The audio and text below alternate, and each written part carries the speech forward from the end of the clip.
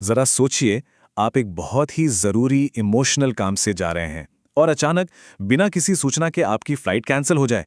बेंगलुरु की नमिता की ये कहानी असल में उन हजारों लोगों के दर्द की कहानी है जो हाल ही में एक बहुत बड़े हवाई संकट में फंस गए थे। तो चलिए आज इसी संकट की जड़ तक चलते हैं। पता लगाते हैं कि आखिर अचानक ऐसा क्या हुआ कि पूरे देश के एयरपोर्ट्स पर कियोस मच गया और हजारों लोग वहीं के वहीं फंस गए।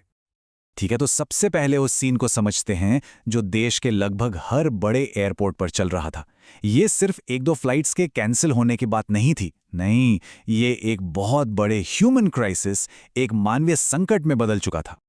और जो कहानियां सामने आई वो सच में दिल दहलाने वाली थी। एक स्टूडेंट था जिसकी परीक्षा छूट रही थी। एक पिता अपनी बेटी के लिए बेबस था।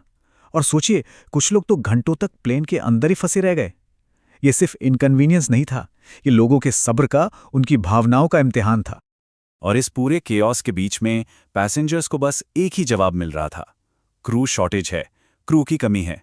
और जो दूसरी फ्लाइट्स थीं, या तो वो भी कैंसिल थीं या फिर उनकी कीमतें आसमान छू रही थीं। तो सवाल ये है कि ये क्रू की कमी अचानक से आई कहां से? बस यहीं से इस पूरी कहानी की एक और परत खुलती है। इस संकट की जड़ में थे सरकार के बनाए कुछ नए नियम। अब देखिए, इन नियमों का मकसद तो अच्छा था, लेकिन इनका जो असर हुआ वो किसी ने सोचा नहीं था। इस पूरे मामले का जो सेंटर पॉइंट है वो है FDTL, यानी flight duty time limitations. Simple भाषा में समझे तो ये वो रूल्स हैं जो बताते हैं कि एक पायलट कितने घंटे काम कर सकता है और उसे कितना आराम मिलना ही चाहिए। और इसका सीधा सा मकसद है हम सबकी हवाई यात्रा को सेफ बनाना। अब स्क्रीन पर देखिए कि ये बदलाव कितना बड़ा था। पहले पायलटों को हफ्ते में 36 घंटे का रेस्ट मिलता था, अब उसे बढ़ाकर 48 घंटे कर दिया गया। और रात की लैंडिंग जो पहले 6 तक हो सकती थी, उन्हें घटाकर सिर्फ 2 कर दिया गया। अब जाहिर सी बात है, इन बदलावों से एक झटके में अवेलेबल पायलट्स की संख्या कम हो गई। और देखिए, इरादा बिल्कुल सही था। कोई नहीं चाहेगा कि एक थका हुआ पायलट प्लेन उड़ाए, है ना? लेकिन जैसे ही ये नियम लागू हुए, एयरलाइंस के लिए अपने क्रू को मैनेज करना, उनका पूरा शेड्यूल बनाना एक बहुत बड़ा सिरदर्द बन गया। लेकिन एक मिनट, ये नियम तो सभी एयरलाइंस के लिए थे, है ना? तो फिर सबसे ज्यादा मार इंडिगो पर ही क्यों पड़ी? बस यहीं से हमें इंडिगो की यूनिक सिचुएशन को समझना होगा। ये चार्ट देखिए जरा। इंडिया के एविएशन मार्केट का 60% से ज्यादा हिस्सा अकेले इंडिगो के पास है। मतलब एकदम साफ है, अगर इंडिगो को जुकाम होता है तो पूरे देश को छींकें आती हैं। इंडिगो की प्रॉब्लम पूरे देश की प्रॉब्लम बन जाती है। और जरा ये नंबर देखिए, रोज की 2200 से ज्यादा फ्लाइट्स। मतलब इंडिगो एक बहुत ही टाइट और हाई डेंसिटी नेटवर्क पर काम करता है, जहां एक फ्लाइट का धागा दूसरी से और दूसरी का तीसरे से जुड़ा होता है। और इसी नेटवर्क में एक छोटी सी गड़बड़ ने आग लगा दी। हुआ क्या? एक फ्लाइट कैंसिल हुई। इसका मतलब उस फ्लाइट का क्रू अपनी अगली ड्यूटी के लिए गलत शहर में फंसा हुआ है।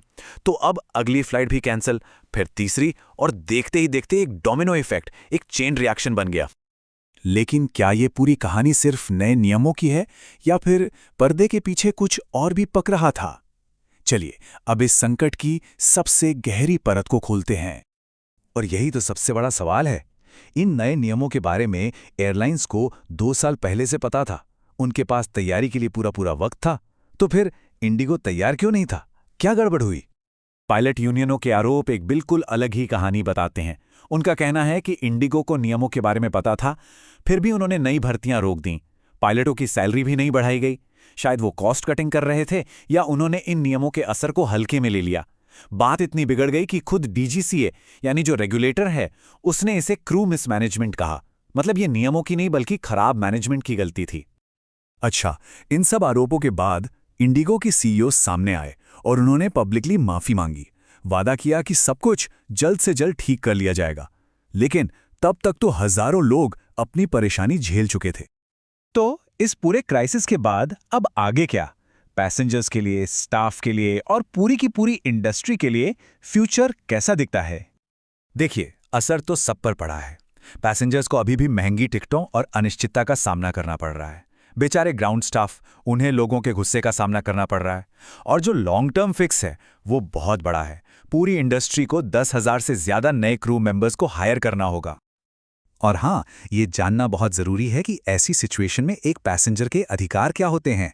डीजीसीए के रूल साफ कहते हैं, अगर फ्लाइट कैंसिल होती है तो पूरा रिफंड या फिर दूसरी फ्लाइट मिलना ही चाहिए, और अगर 3 घंटे से ज़्यादा लेट होती है तो भी मुआवजे का नियम है। तो आखिर में एक बड़ा सवाल बचता है, क्या ये बस कुछ हफ्तों का संकट था जो अब खत्म हो गया है, या फिर ये इंडियन एविएशन के लिए एक बड़ी वेकअप कॉल है, एक चेतावनी है कि अब अपनी नींव को मजबूत करने का वक्त आ गया है। खैर, इसका जवाब तो आने वाला वक्त ही देगा।